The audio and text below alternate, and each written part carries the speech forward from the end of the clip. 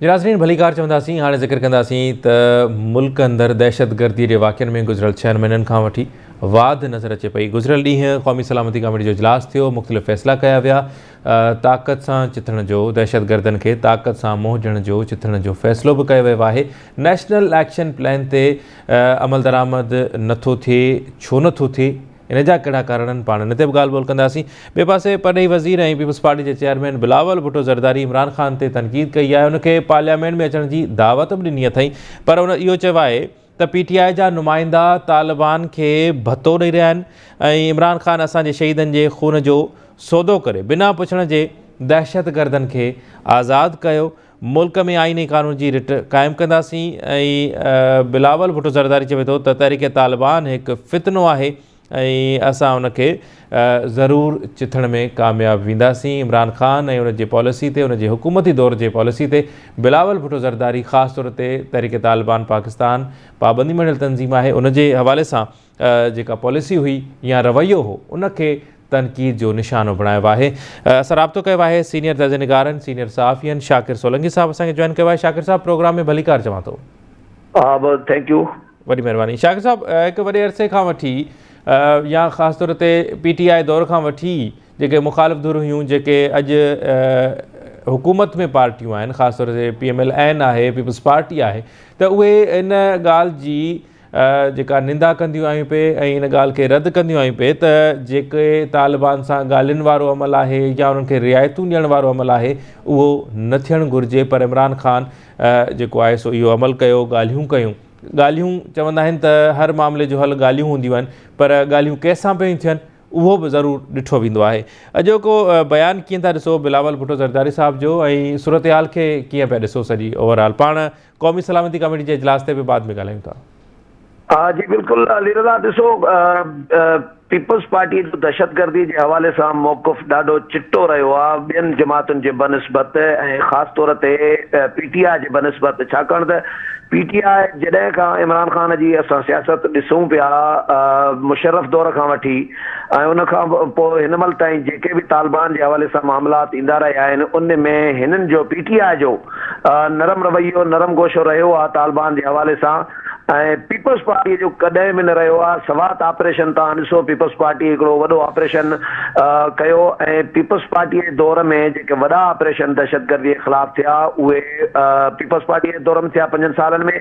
उन खां पोइ नून लीग बि उनखे कंटिन्यू रखियो, पर पीपल्स पार्टी वॾो कमु इहो कयो त सवात तव्हांजो पाकिस्तान जो झंडो को तव्हां उते न पिया लहराए सघो ऐं सवात ते पीपल्स पार्टी पाकिस्तान जो झंडो लहरायो, ऑपरेशन कामयाबु कयो। जेके IDPs हुया उन्हनि खे पंहिंजे घरनि ताईं वापसि पुॼायो। त पीपल्स पार्टी इन मामले में कंहिं बि समझौते खां कमु वठण जे हक़ में कॾहिं बि न रही आहे। पीपल्स पार्टी पाण बि क़ुर्बानियूं ॾिनियूं आहिनि, दहशतगर्दीअ जो शिकार रही आहे। मोहतरमा बेनज़ीर भुट्टो ख़ुदकुशि हमले में ऐं दहशतगर्दनि जे गोलीअ जो शिकार थी ऐं पीपल्स पार्टी पंहिंजा कारकुन बि शहीद कराया आहिनि। त PTI त का क़ुर्बानी कोन ॾिनी आहे। बिलावल जेकॾहिं बिलावल चवे थो त बाबा PTI जा लीडर जेके आहिनि उहे तालिबान खे भतो ॾियनि पिया, त अहिड़ियूं ख़बरूं अचनि पयूं KPK मां त PTI जा मुंतख़िब नुमाइंदा उते पंहिंजी जान बचाइण लाइ तालिबान खे भतो ॾियनि पिया। हाणे कुझु ॾींहं पहिरियों सवात में छा पियो थिए, सवात गैर महफ़ूज़ थी वियो। सवात में ख़बरूं अचनि पियूं त बाबा तालिबान वरी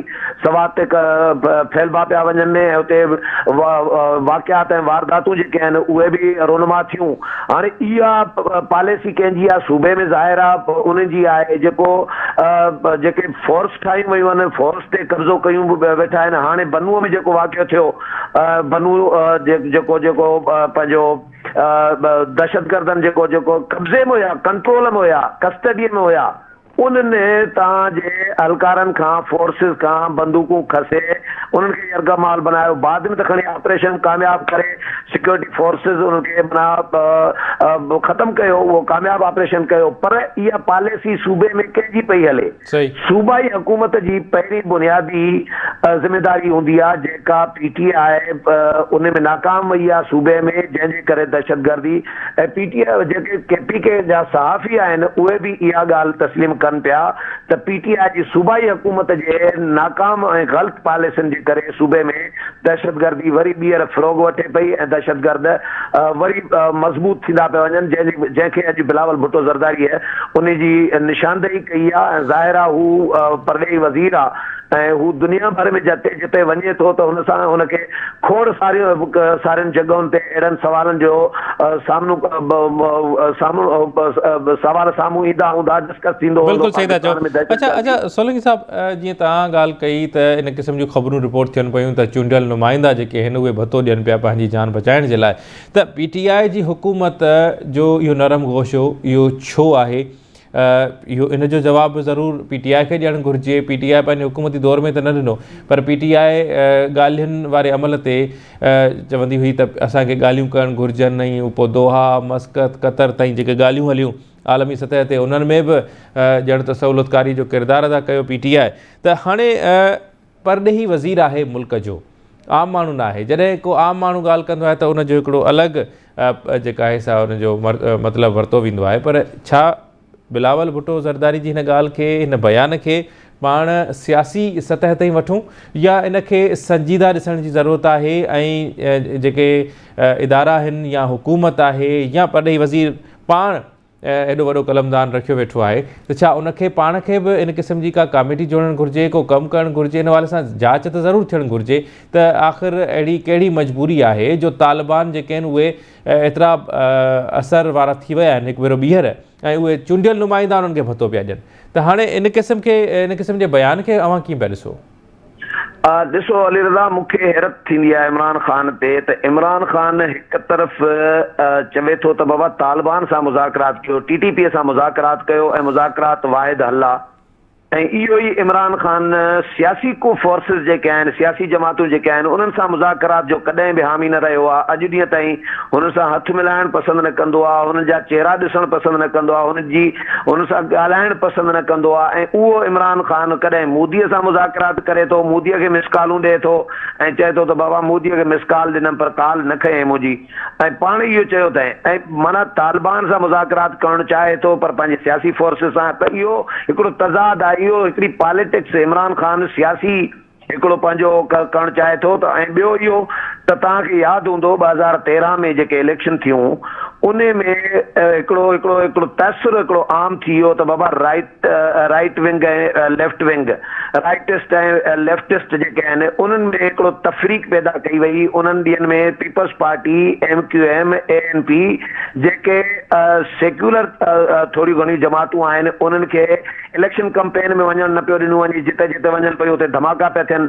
बाक़ी जेके राइटिस्ट जेके जमातूं हुयूं उन्हनि में PTI बि हुई, उन्हनि में नून लीग बि हुई, उन्हनि में ॿियूं बि जमात इस्लामी बि हुई, उन्हनि जा जलसा, उन्हनि जी कैंपेन उहा हले पई।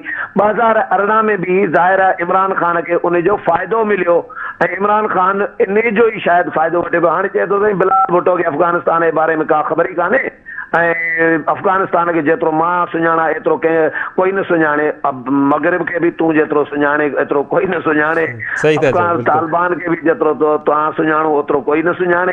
त ख़ान साहब हिकिड़ा सियासी पंहिंजा पता पे शो करे। बाक़ी बिलावल भुट्टो ज़रदारी जेसि ताईं ताल्लुक़ आहे त बिल्कुलु इहो सियासी बयान खे नथो वठी सघे, छाकाणि त सियासी बयान हुजे हा त ही 2 ॾींहं क़ौमी सलामती कमेटीअ जो इजलास न थिए हा। हिकु ॾींहुं इजलास हलियो आहे, वरी 2 ॾींहं वक़्फ़ो ॾेई वरी इजलास घुरायो वियो आहे। त इन जो मतिलबु आहे त सिक्योरिटी इदारा ऐं हुकूमत इन मामले खे जो आहे जेको आहे उहो सीरियस वठी रही आहे। वॾी महिरबानी शाकिर साहब, तव्हां पंहिंजो टाइम ॾिनो। नाज़रीन, प्रोग्राम पंहिंजी पुॼाणी ते पहुचे थो, ॾींदा इजाज़त। अल्लाह निगहबान।